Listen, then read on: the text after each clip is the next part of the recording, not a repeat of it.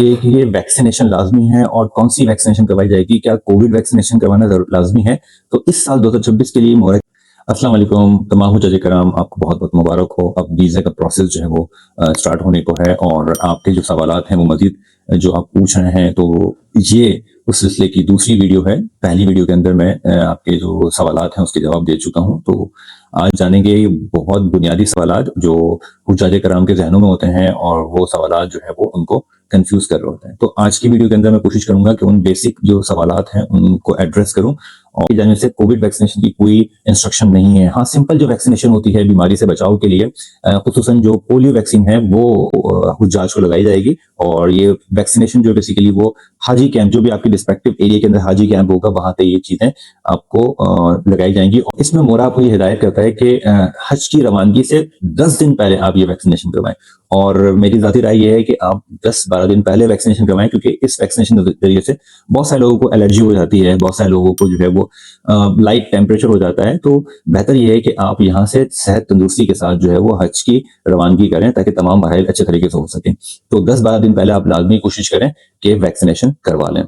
इस जमन में इस बात का ख्याल रहे कि आप वैक्सीनेशन जब करवा लें तो वैक्सीनेशन कार्ड आपने जरूर हासिल कर लेना है। जब आप हाजी कैंप से वैक्सीनेशन करवाएं तो बगैर कार्ड के आपने बिल्कुल भी वहां से नहीं निकलना जब तक आपको कार्ड ना मिले, क्योंकि कार्ड आपके साथ इंटैक्ट रहेगा।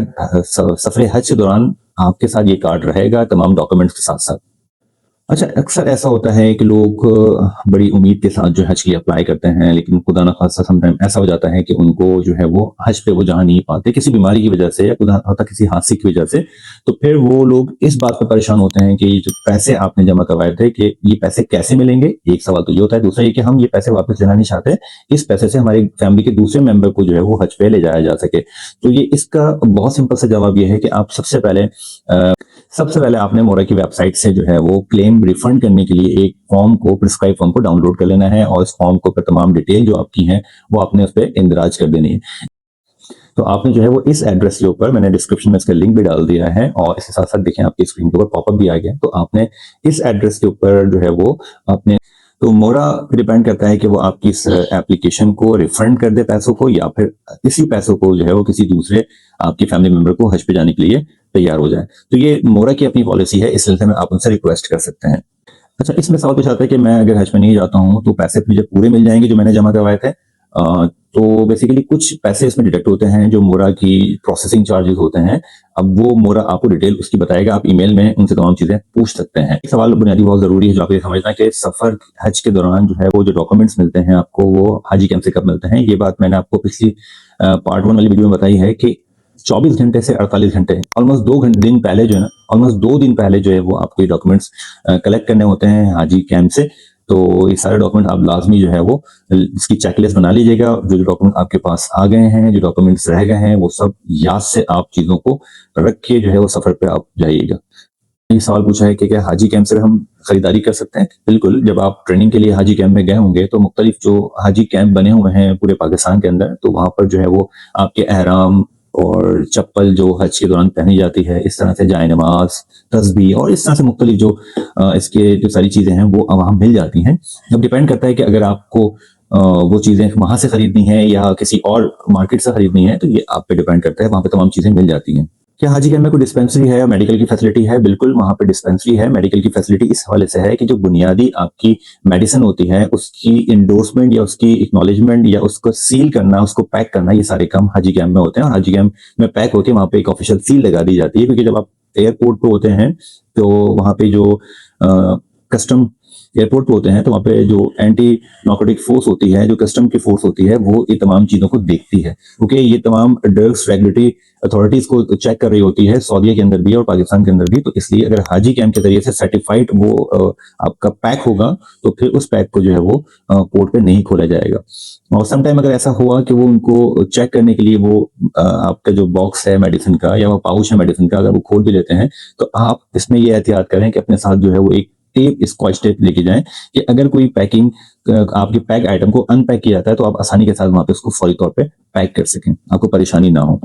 अच्छा, इसमें यह है कि बहुत से हुज्जाज कराम जो है वो ये सोच रहे हैं कि हम जब वहां जाएंगे हज उम्रे की सआदत हासिल कर लेंगे, इसके बाद हम शॉपिंग करेंगे तो हमें बहुत ज्यादा पैसा लेके जाना चाहिए। तो मेरी एडवाइस ये होगी कि आप लिमिट के अंदर सऊदी रियाल लेके जाएं, चूंकि वहां पे पाबंदी है।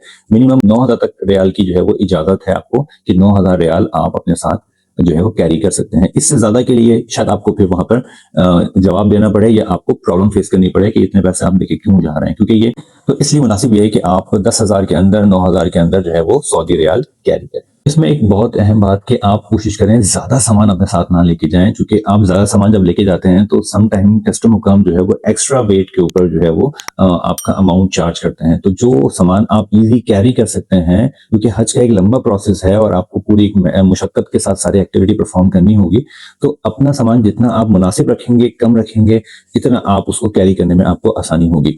तो ऑलमोस्ट 30 से 40 किलो का वजन आप आमतौर पर ले जा सकते हैं। इससे ज्यादा वेट पे वो चार्ज आपको किया जा सकता है। तो एक बात तो ये पूछी जाती है कि आप हज पे कौन कौन से सामान को ले जा सकते हैं। तो बेसिक तमाम हज के लिए अपनी जो बेसिक रिक्वायरमेंट है उनकी, जिसमें कपड़े हैं, तमाम सामान है जो आप हज के दौरान इस्तेमाल करते हैं, वहां रहने के लिए इस्तेमाल करते हैं, वो आप ले जा सकते हैं। लेकिन ऐसी चीजें जो पाउडर फॉर्म के अंदर हो या लिक्विड फॉर्म के अंदर हो, तो आमतौर पर उसको आप अवॉइड करें ले जाने से, क्योंकि कस्टम चेकिंग के दौरान ये चीजें वो डिस्कार्ड कर देते हैं, तो आपका ये नुकसान हो जाएगा। और आमतौर पे जो लोग नशावर चीजें इस्तेमाल करते हैं, सिगरेट पीते हैं, पान खाते हैं या इस तरह से और कोई चीज नस्वार का इस्तेमाल करते हैं, तो ये इन चीजों की बिल्कुल भी इजाजत नहीं है कि आप उसको ले जा सकें। तो अपना टाइम और पैसा और जो आपको जो प्रॉब्लम फेस करनी पड़ेगी उससे बचने के लिए आप इन चीजों को पहले से ही अपने से दूर रखें और ना लेके जाएं। मेरी एडवाइस आपको ये होगी। आज की वीडियो का सबसे अहम और आखिरी सवाल ये है कि जब आप एयरपोर्ट पे हों, तो आपके पास जब आप हज के लिए रवाना हों और एयरपोर्ट पे मौजूद हों, तो वहां पे आपके साथ कौन कौन से डॉक्यूमेंट्स होने चाहिए जो आपने कैरी करने हैं। तो आपने कम से कम 3 से 4 घंटे पहले एयरपोर्ट पर पहुंचना है, ताकि प्रोसेस जो है वो बहुत स्मूथली हो सके, क्योंकि बहुत ज़्यादा जहाज का रश होता है इस प्रोसेस के अंदर। तो आपने डॉक्यूमेंट अपने साथ रखने हैं, वो आपने हज वीज़ा अपने साथ रखना है, जो आपके टिकट्स हैं एयर के वो अपने साथ रखने हैं, वैक्सीनेशन कार्ड जो आपने हज कैंप से वैक्सीनेशन करवाई थी वो कार्ड अपने साथ रखना है। इसके साथ साथ पासपोर्ट जो है आपका वो आपके साथ रहेगा, और आपका जो NIC है वो आपके साथ रहेगा। ये बुनियादी डॉक्यूमेंट है जो आपने पास कैरी करने हैं। इसके अलावा मज़ीद डॉक्यूमेंट जो मोरा की जानिब से आपको इंस्ट्रक्शन दी जाएगी वो भी आपने कैरी करना होगा। तो जैसे कह रहा हूँ, ये थे मामलात हज रवानगी तक के, यानी कि आप जब एयरपोर्ट पे पहुंच गए हैं, अब आपकी फ्लाइट है, तो फ्लाइट और अगले जो मामलात है सऊदी अरब पे पहुंचने के बाद, वो जो सवालात आपके जहनों में हैं, जो प्रॉब्लम्स होती हैं जो हुज्जाज कराम को, तो इंशाल्लाह अगली वीडियो के अंदर हम वहां से शुरू करेंगे इस सिलसिले को। तब तक के लिए आप मुझे इजाजत दीजिए। आप देख रहे थे मेरा यूट्यूब चैनल प्रोफेसर सलीम हज एंड उम्रा व्लॉग्स।